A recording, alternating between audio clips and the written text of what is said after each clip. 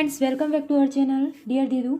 चलिए हम ना सेक्शनल मॉक लगाते हैं और मैं सोच रही थी आज की एक आध हम रीजनिंग का मॉक लगा के देख लेते हैं कैसी क्या परफॉर्मेंस रहती है, क्योंकि जो मेमोरी बेस्ड है यहीं पे अवेलेबल हैं और मेमोरी बेस्ड लगा के देख लेते हैं, क्योंकि क्वांट का तो हमने कल लगा लिया था। अब एक रीजनिंग का और लगा के देख लेते हैं, एक दो मतलब जितनी भी, हाँ कोई सा भी रैंडम। चलिए मैं स्टार्ट कर देती हूँ, कोई सा भी बिना टाइम गंवाए। हिंदी मीडियम से हूँ मैं, तो मैं हिंदी में ही लगाऊंगी, आप भी लगा के देखना या फिर मेरे साथ साथ आप अटेम्प्ट कर लो, स्पीड वगैरह सब कुछ आपको पता चल जाएगी। और एक्यूरेसी का जैसे मैंने बताया था, क्वांट में और रीजनिंग में तो एक्यूरेसी 100% ही रखनी है, चाहे अटेम्प्ट एक या दो कम हो सकते हैं, बट एक्यूरेसी में कॉम्प्रोमाइज़ नहीं किया जाएगा। ठीक है, मैं स्टार्ट करती हूँ। हो सकता है ज़्यादा बोलने का मौका ना मिले मुझे, अब मैं शुरू कर रही हूँ, है ना। ठीक है, ओके। ठीक है। या तो पहले मिसलेनियस कर ले, पर ये जो इजी है इसे तो मैं कर ही लेती हूँ। ABCD उत्तर के और उनको होकर बैठे हुए हैं, GD तीन स्थान दूर है, BOD के चक्कर। ठीक है, इसको बाद में कर लेते हैं अब। हाँ, ये है 8।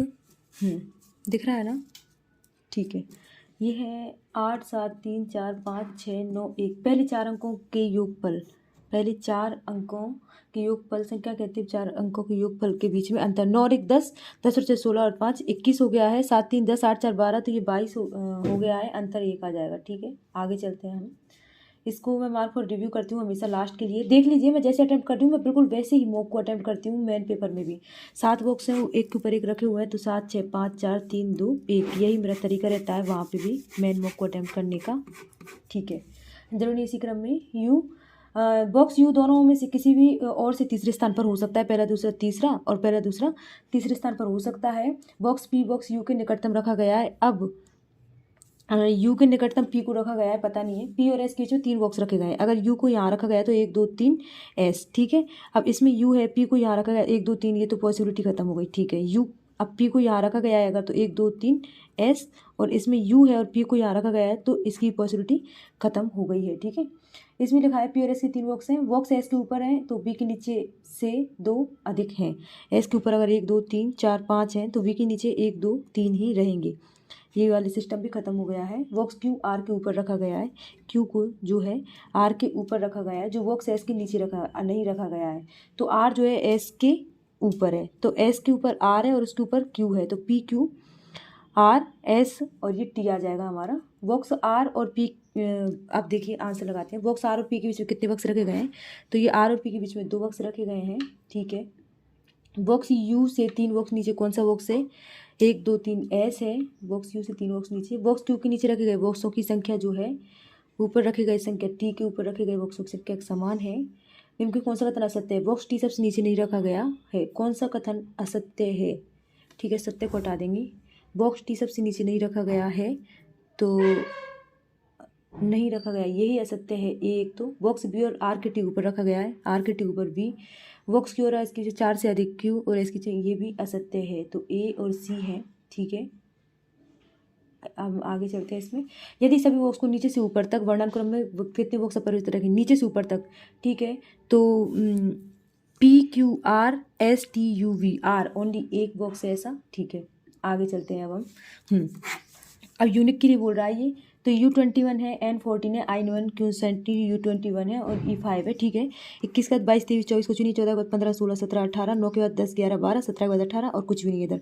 5 6 7 8 9 10, 21 के बाद 22 23 24 भी नहीं है, 17 के बाद 18 19 20, 9 के बाद 10 11 14, कुछ भी नहीं है।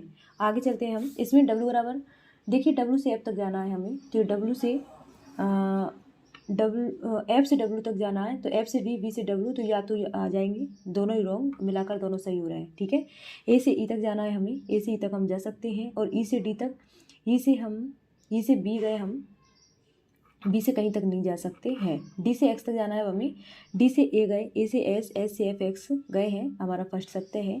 सेकंड और चेक कर लेते हैं, सी से ए तक, सी से एक्स गए हम, और एक्स से सी से एक्स कहीं नहीं जा पा रहे हैं। ठीक है, नेक्स्ट पे चलते हैं, इसको हाँ इसको कर ही देते हैं।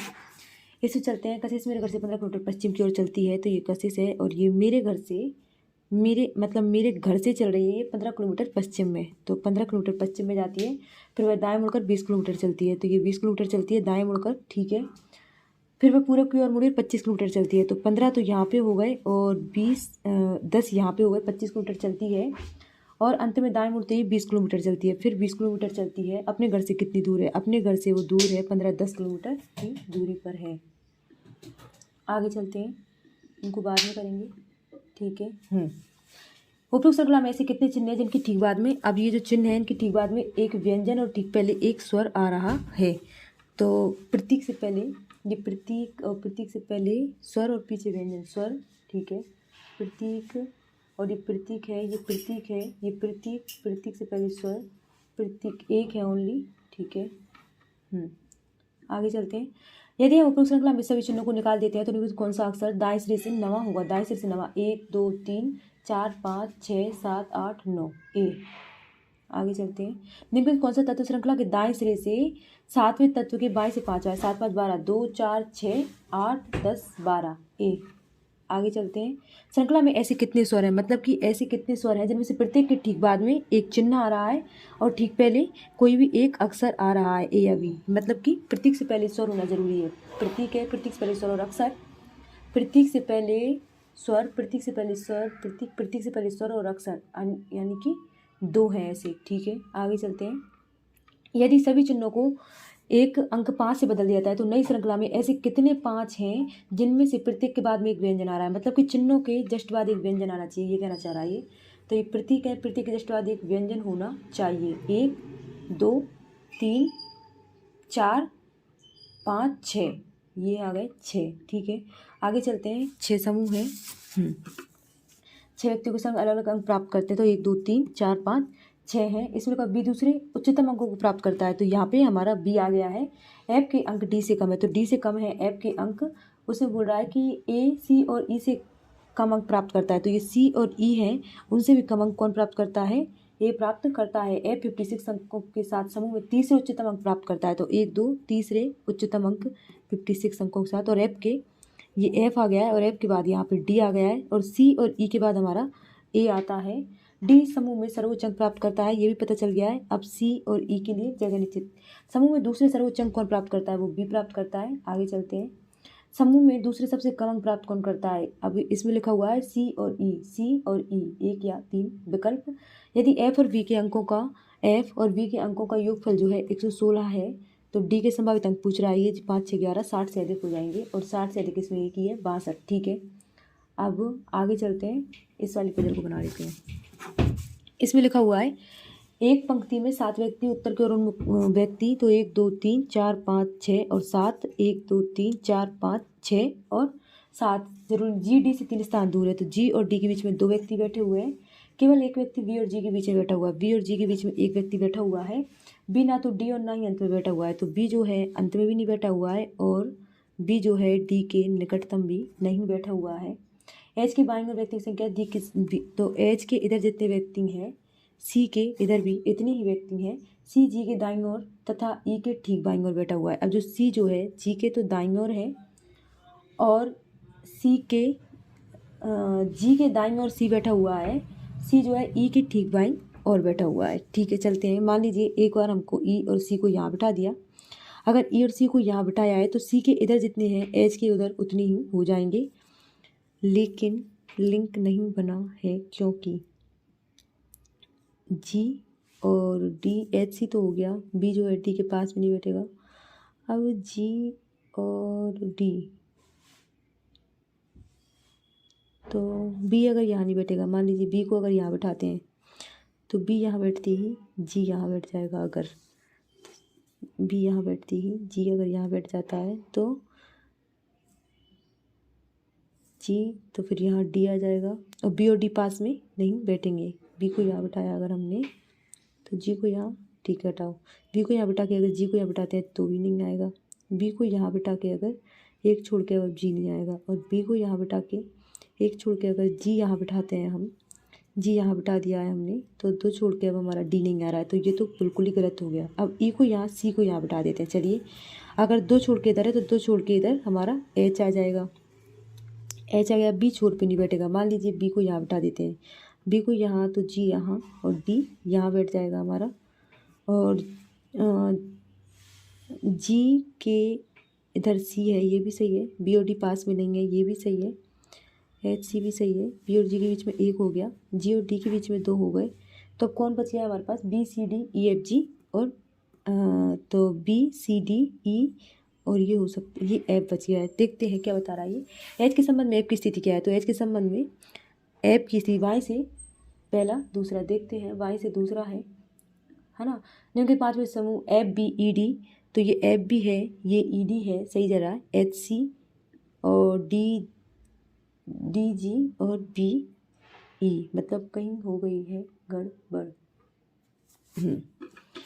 ई की ठीक बाईं और सी को बिठा दिया है हमने। और जैसे मान लीजिए ई यहाँ बैठा था हमारा, सी यहाँ बैठा था। अब जितने हमारे सी के इधर हैं उतने हमारे एच के इधर थे, ठीक है। अब हमने बी यहाँ नहीं बैठ सकता था, बी यहाँ नहीं बैठ सकता, तो बी को यहाँ बिठाया अगर हमने, तो जी यहाँ आ जाएगा हमारा और डी हमारा यहाँ आ जाएगा। तो इसमें लिखा हुआ था कि सी के इधर जी आएगा, सी के इधर जी आ गया हमारा। जी और डी भी सही था, बी भी सही था, तो एफ भी सही था। हाँ, एफ और बी, एफ और बी, ई और डी, डी और जी, ई के इधर डी, एफ के इधर ई, ई के इधर डी, ठीक, एच के इधर सी, ये भी ठीक था। डी के और बी के इधर ई, ये भी ठीक था। डी के इधर जी, ये भी पॉसिबल। एक पॉसिबिलिटी और बन रही थी ना इसमें, जैसे ई और सी और एच, बी को यहाँ रख के जी, ये भी नहीं बन रहा था। तो 1 2 3 4 5 6 और 7, अब ई को यहाँ रखा था हमने, सी को यहाँ, अब ई को यहाँ और सी को यहाँ रख लेते हैं। तो 3 छोड़ के एक बार ई को यहाँ रख लेते हैं, सी को यहाँ रख लेते हैं, 1 2 एच को रख लेते हैं। सी के इधर अगर हम जी रखते हैं तो बी नहीं बन रहा। अब ई को यहाँ, सी को यहाँ रख लेते हैं, सी के इधर जी को, तो कुछ भी नहीं बन रहा, बस यही बन रहा है। कौन सा कथन सत्य है? सी जो है डी के दाएं बैठा हुआ है, सी डी के दाएं गलत है। एफ और ई के बीच में 3 व्यक्ति बैठे हुए हैं, एफ और ई, ये भी गलत है। जी पंक्ति के बीच में बैठा हुआ है, ये ही सही है। डी के निकटतम बैठे व्यक्ति से 4 स्थान दूर कौन बैठा है? तो डी के निकटतम ई बैठा है, 4 स्थान दूर जो है एफ बैठा हुआ है। आगे चलते हैं हम। एच तथा ई के बीच कितने व्यक्ति बैठे हुए हैं? तो एच और ई के बीच में 2 व्यक्ति बैठे हुए हैं, ठीक है। आगे चलते हैं, अब इसको बना लेते हैं हम पहले, सबसे पहले, ठीक है। इसमें 8 व्यक्ति 4 मंजिला इमारत पर, तो 4 3 2 1। देखिए मैं ऐसे ही अटेम्प्ट करती हूँ, मेन एग्जाम में भी यही तरीका रहता है मेरा, मैं इतनी ही पॉसिबिलिटी बनाती हूँ, ठीक है। इसमें क्या लिखा हुआ है कि फ्लैट क्यू फ्लैट पी के पूरब में है। ये पी है, क्यू है, पी है, क्यू है, पी है और क्यू है। इसमें लिखा हुआ डी उस फ्लैट के ठीक ऊपर रहता है जिसमें ए समान फ्लैट में रहता है लेकिन फ्लैट क्यू में नहीं रहता है। अगर फ्लैट क्यू में नहीं रहेंगे तो ठीक ऊपर रहता है जैसे फ्लैट, अब जिसमें ए समान फ्लैट में रहता है तो ए के समान फ्लैट में डी रहता है, ऐसे करके बोला इसने, और क्यू में नहीं रहता है। तो ए के ऊपर डी, ए के ऊपर डी और ए के ऊपर डी रहता है, ठीक है। ए और जेड के बीच में 2 मंजिलें हैं। देखिए ए और जेड के बीच में अब 2 मंजिलें, 1 2, तो जेड यहाँ आ सकता है। ये वाला सिस्टम तो बिल्कुल ही खत्म हो गया, ये वाला भी खत्म हो गया, ठीक है। अब इसमें बोला है इसलिए जेड और बी के बीच में केवल 1 मंजिल है, तो जेड और बी के बीच में 1 मंजिल है। बाय जो एक समसंख्या वाली मंजिल पर रहता है, सी के ऊपर वाली मंजिल पर रहता है। बाय एक समसंख्या वाली मंजिल पर रहता है। अब बाय भी यहीं आएगा और सी के ऊपर आएंगे, वो तो जाहिर सी बात है। सी एक्स के नीचे वाली मंजिल पर रहता है। सी यहाँ नहीं आ सकता क्योंकि सी यहीं आएगा और एक्स इन दोनों में से कहीं एक जगह आएगा। सी और एक्स एक ही फ्लैट में रहते हैं, सी अगर यहाँ है तो एक्स यहाँ रहेगा, ठीक है। सी और एक्स एक ही फ्लैट में रहते हैं लेकिन जेड के साथ नहीं रहते हैं, ठीक है। जेड यहाँ आ गया, वाई यहाँ आ गया, और क्या बच गया? ए बी सी डी और W X Y Z, W आ गया, ठीक है। डब्ल्यू किस फ्लैट और किस मंजिल में रहता है? तो डब्ल्यू जो है फ्लैट पी मंजिल 3 में रहता है। आगे चलते हैं, जेड के साथ एक ही मंजिल पर कौन रहता है? वाई रहता है। आगे चलते हैं, निम्न के 5 में 4 W A D C X, W और एक्स, ए और सी, डी अलग है इसमें। आगे चलते हैं, यदि डब्ल्यू और वी अपना स्थान बदल लेते हैं, डब्ल्यू और वी अपना स्थान बदल लेते हैं क्योंकि कौन बी के ठीक नीचे रहता है, डी रहता है, ठीक है, आगे चलते हैं। कौन सा कथन सत्य है? जेड फ्लैट क्यू में रहता है, फ्लैट क्यू में जेड नहीं रहता है। बी और एक्स अलग अलग फ्लैटों में रहते हैं, बी और एक्स। वाई मंजिल 2 पर रहता है, वाई मंजिल 2 पर। डी डब्ल्यू के नीचे वाली मंजिल पर रहता है, डब्ल्यू के नीचे वाली मंजिल पर रहता है। ये ही सत्य है। आगे चलते हैं, अब हम इसे बना लेते हैं, उसके बाद इसमें चलते हैं। एक परिवार में 8 सदस्य हैं, 3 पीढ़ियाँ, ठीक है, 3 जनरेशन दी हुई हैं, इनमें से 4 महिलाएं। 4 अगर 8 सदस्य हैं, 4 वुमेन है, तो 4 मतलब कि मेल और फीमेल बराबर बराबर हैं। डी और ए क्रम से के की पुत्री और पुत्र हैं, तो ये के है और के की पुत्री और पुत्र हैं। अब पुत्री कौन है? डी, और ए जो है पुत्र है, ठीक है। दोनों विवाहित हैं, मतलब इसका विवाह हुआ होगा और इसका भी विवाह हुआ है। ई एच की बहन है जिसके पिता सी हैं। अब ई जो है एच की बहन है और जिसके पिता सी हैं, और इन दोनों के जो पिता हैं वो सी है, ठीक है। एम और जी तीसरी पीढ़ी के हैं, एम और जी तीसरी पीढ़ी के हैं, क्योंकि अब हो सकता है कि यहाँ से, ठीक है। और के जो है एच का ब्रदर इन लॉ है। अब ये के जो है ब्रदर इन लॉ है, मतलब ये है, तो ये ई और ये एच और ये सी और एम, एम ई का सन इन लॉ है, तो ये एम और जी तीसरी पीढ़ी के हैं, तो ये ख़त्म, ठीक है। 4 वुमेन और, ठीक है। अब जिसके पिता सी है, पिता है सी। अब 1 2 3 4 ये हो गए, तो ये हो गई फीमेल हमारी, ठीक है। के इसे किस प्रकार संबंधित है? के जो है एक ही पिता है, एक ही तो पिता ही है, ठीक है। निम्नलिखित कौन सी का सन इन लॉ है? ये सी है, सी का सन इन लॉ जो है के है, ठीक है। निम्नलिखित कौन पहली पीढ़ी संबंधित है? जो है सी, ठीक है। आगे चलते हैं, अब यहाँ पे आ जाते हैं, हम इनको कर लेते हैं, ठीक है। इसमें केवल पूर्व उत्तर है, मतलब कि ऑल उत्तर आर पूर्व, और ये स्पेसिफिक कंडीशन हो गई है। केवल कुछ पूर्व दक्षिण है, केवल कुछ पूर्व है, जो दक्षिण है, सभी दक्षिण जो है पश्चिम है और सभी दक्षिण पश्चिम है। कुछ उत्तर के पश्चिम होने की संभावना है, ये तो बिल्कुल ही गलत है। कुछ पूर्व उत्तर है, कुछ पूर्व जो है वो उत्तर है, ये राइट हो जाएगा हमारा सेकेंड वाला। आगे चलते हैं,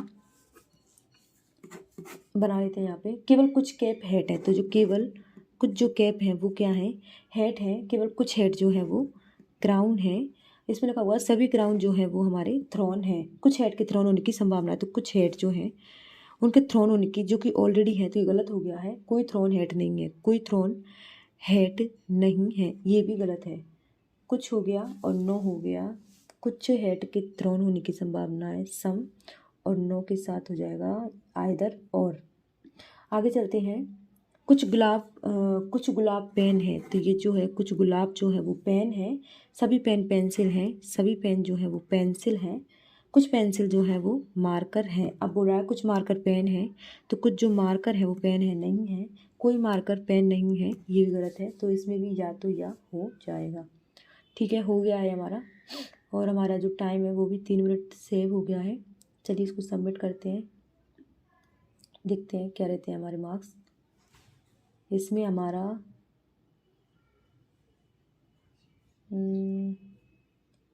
देखिए कहाँ पे इसका ग्राफ बता रहा है और कुछ गलत हो गया है हमारा, जिसके इस परसेंटाइल भी घट गया।